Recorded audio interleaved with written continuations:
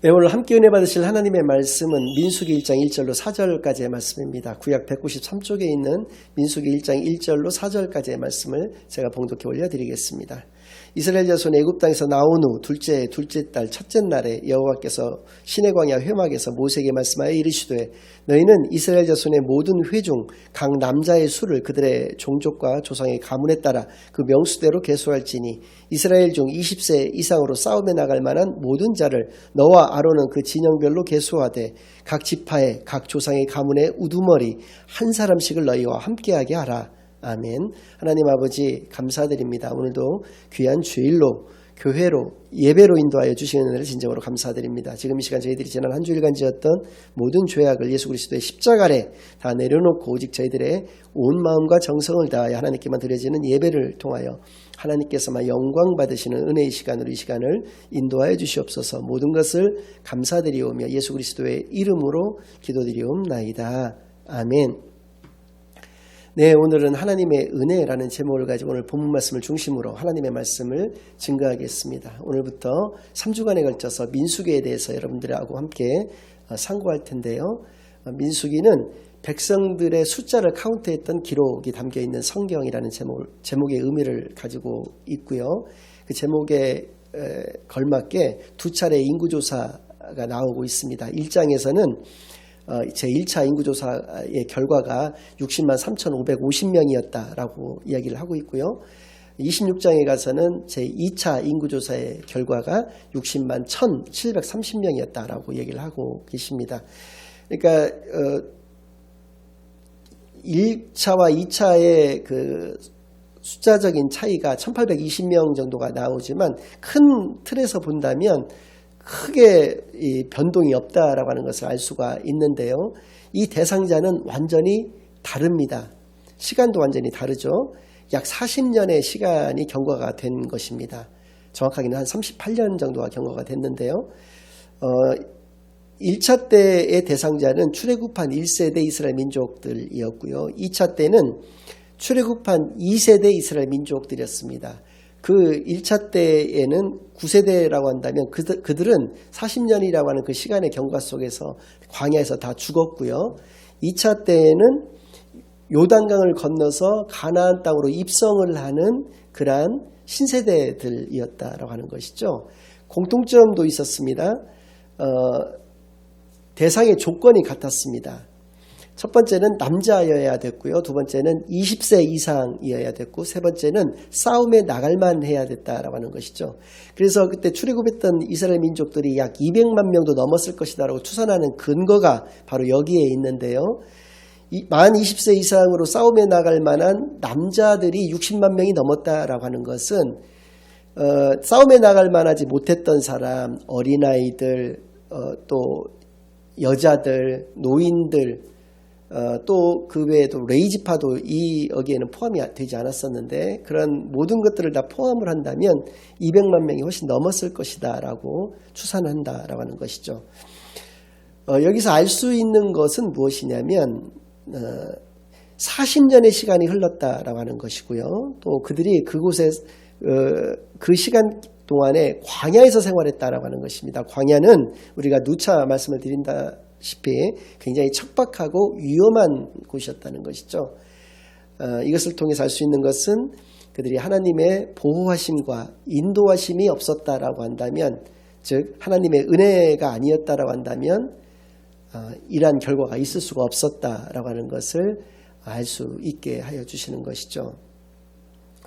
출애굽기는 이제 유대 민족들에게 있어서 유대교인들인 유대 민족들에게 있어서 가장 중요한 성경은 토라라고 일컬어지는 이 모세 오경입니다. 그 중에서 이제 출애굽기는 그렇게 그들이 출애굽하였었던 과정, 또 시내산에 도착해서 하나님으로부터 십계명을 포함한 그 율법을 받게 되는 그런 내용, 또 성막을 하나님의 말씀에 따라서 성막을 제작했던 내용들이 담겨져 있습니다. 레위기는 그 성막 안에서 어떻게 하나님께 제사를 올려드릴 것인가, 또 우리가 하나님께서 원하시는 우리의 신앙생활이라는 것은 무엇인가 라는 것에 대해서 기록되어져 있는 것이고요.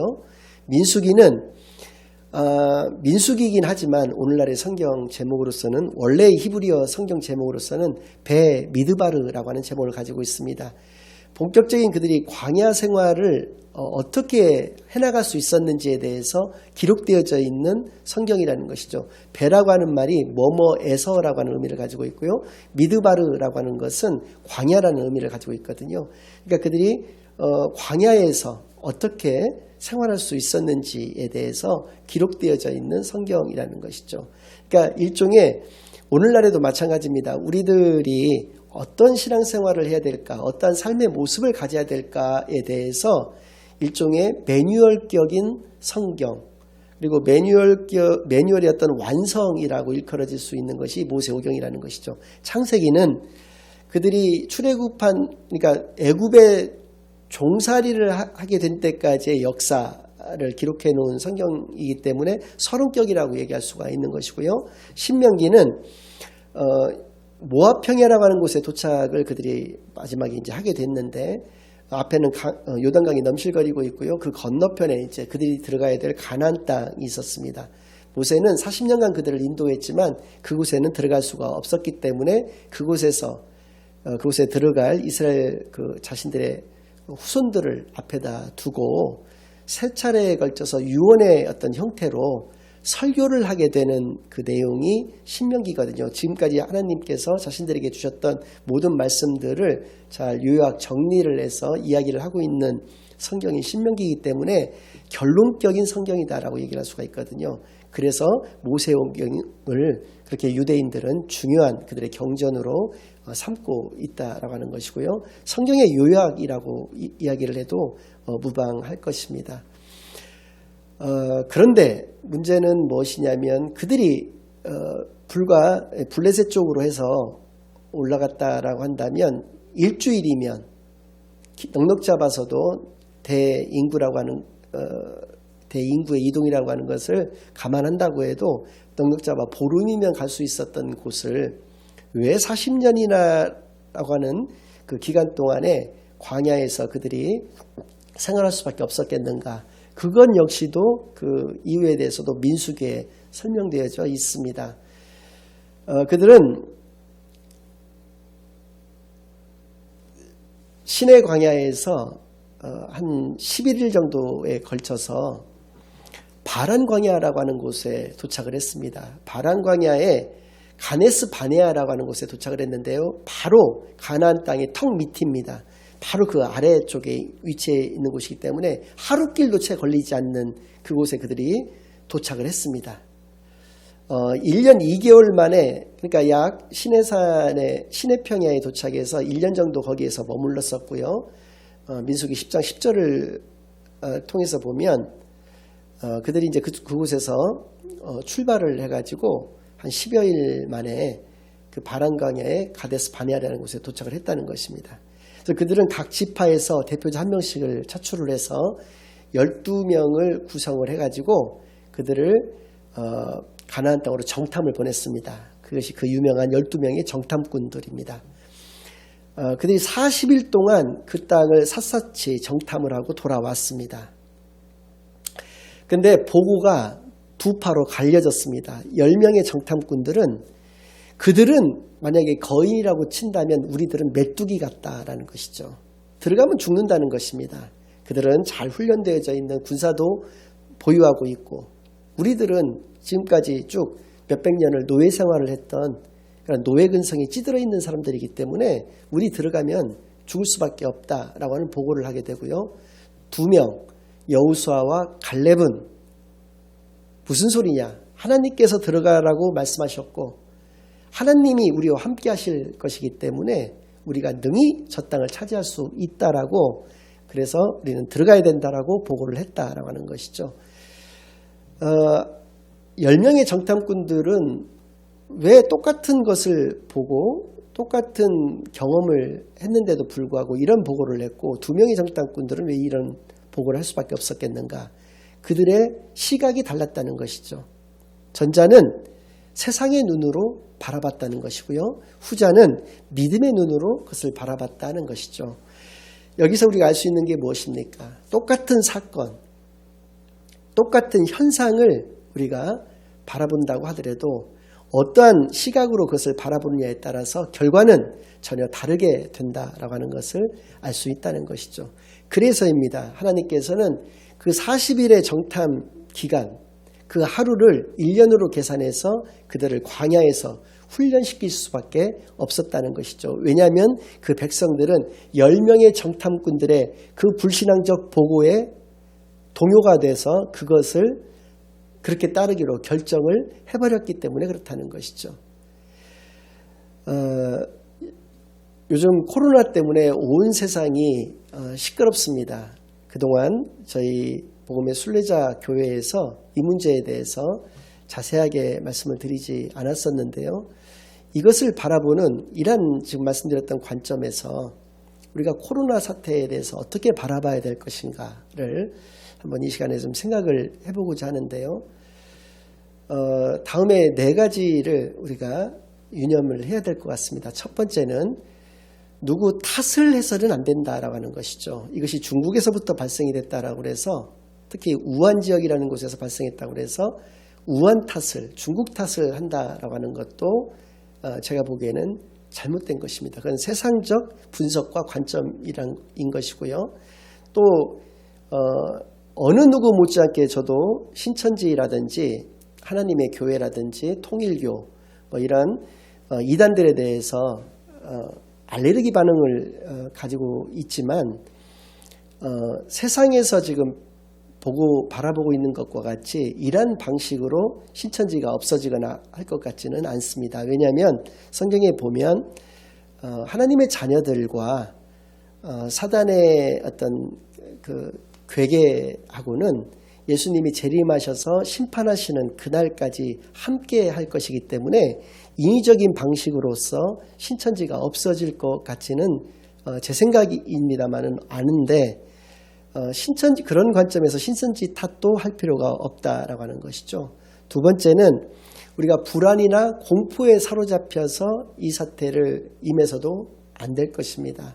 세 번째는 같은 관점에서 당황해서 우리의 삶이 우리의 생각이 허둥지둥 우왕좌왕할 필요 역시도 없다라고 하는 것이죠. 그러나 네 번째로 우리가 예방 수칙이나 타인을 배려해서 특히 마스크 같은 것들을 낄 필요는 있는 것이죠. 왜냐하면 그것이 코로나가 두려워서가 아니라 남을 배려하는 그 정신이 그것에 담겨있기 때문에 그렇다는 것이죠. 우리는 세상 사람들의 모범이 되어야 될 사람들이기 때문에 우리가 다른 사람을 이렇게 배려한다라고 하는 모습을 가져야 된다라고 하는 관점에서 그 병을 두려워해서가 아니라 그렇게 예방수칙을 지키고 특별히 마스크를 쓰고 다른 사람들을 이렇게 대한다라고 하는 것은 그런 것을 의미한다라고 하는 것이죠. 그렇다면 우리는 어떠한 자세를 가져야 될 것인가? 모든 선지서가 우리에게 말씀하여 주시는 바와 같이 우리들은 회개해야 할 것이고요. 또 늘 기도로서 나아가야 될 것입니다. 우리가 기도해야 된다라고 하면은 많은 사람들이 굉장히 무기력한 어떤 기도밖에 할 것이 없으니까 기도하는 거 아니냐라고 하는 생각을 가지게 되는데 결코 그렇지 않습니다. 기도는 우리의 강력한 무기가 된다라고 하는 것을 에베소서 6장에서 분명히 우리에게 말씀하여 주시는 것이죠.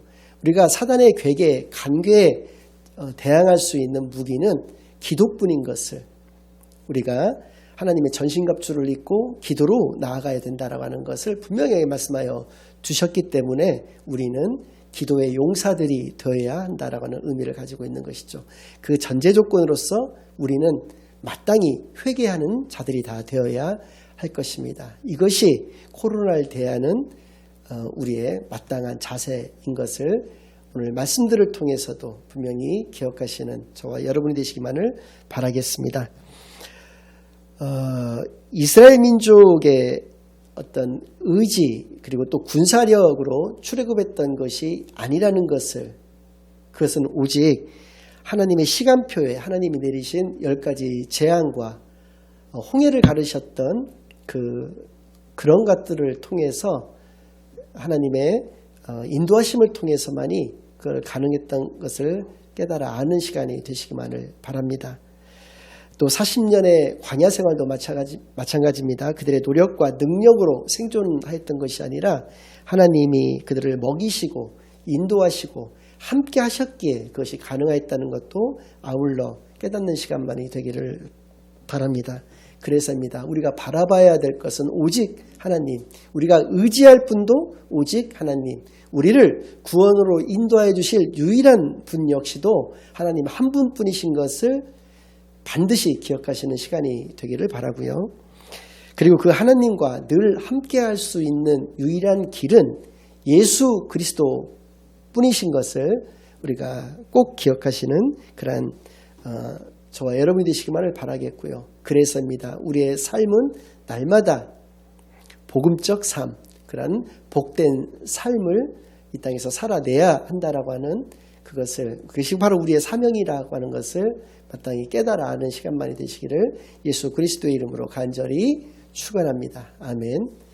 이제는 우리 주 예수 그리스도의 은혜와 아버지 하나님의 극진하신 사랑과 성령 하나님의 내주 인도 역사 교통하심이 우리 된 것은 우리가 이렇게 이 땅에서 하나님의 자녀로 살아갈 수 있는 것은 모두 하나님의 은혜뿐인 것을 깨닫고 하나님의 자녀로서의 온전하고 합당하고 복된 그리고 복음적인 삶을 살아가기로 다짐하고 결심하고 돌아가는 모든 사랑하는 주의 자녀들과 그 가정 위에 이제로부터 영원까지 항상 함께 있을지어다. 아멘.